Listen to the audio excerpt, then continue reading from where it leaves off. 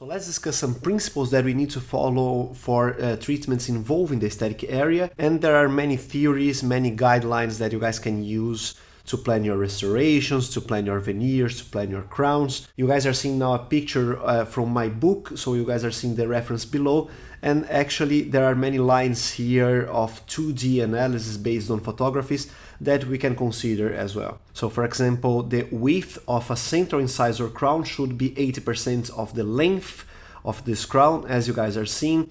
We also have some horizontal lines like the contact points line that we should follow, even the contour of the lower lip on the picture below. So there are many principles that we can follow, and let's discuss this a little bit further. So let's start with the clinical diagnosis of hard and soft tissues. This is very important. We also need to consider the shape of the face, the shape of the teeth, the amount of keratinized tissue. So there are many aspects that we should consider. Maybe we need images as well. If we have the pictures of the patient, and that's very important, then we can conduct this type of 2D analysis.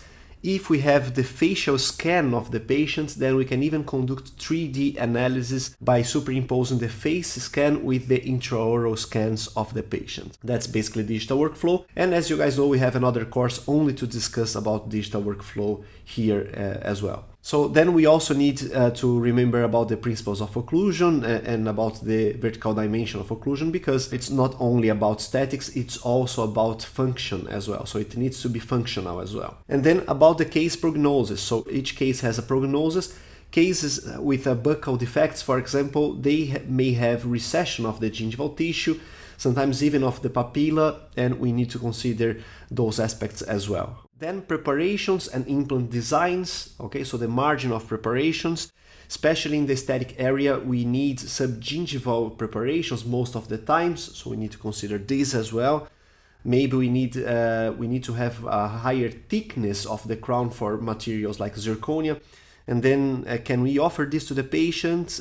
Is this aesthetic enough for the patient? Or we need to offer something more translucent or something more aesthetic like lithium disilicate crown or even a feldspathic porcelain.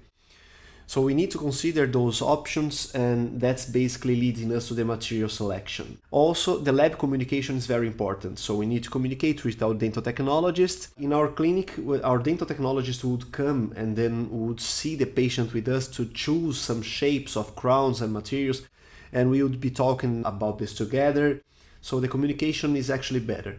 If we have digital methods, so if we are using digital workflow, this is even enhanced by the fact that we are just sending files to our dental or CAD/CAM technician. So this is actually better.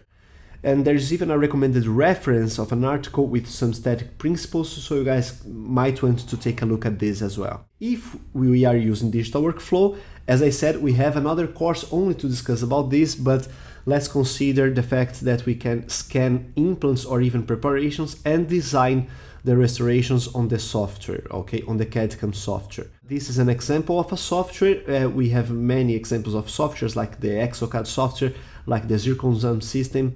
There are many examples. You guys can use one of them to design a restoration. So here you have a screw-retained implant-supported restoration, which was designed and manufactured using a milling machine to rehabilitate this patient. This case is also shown in the book. That's why the reference of the book is still there.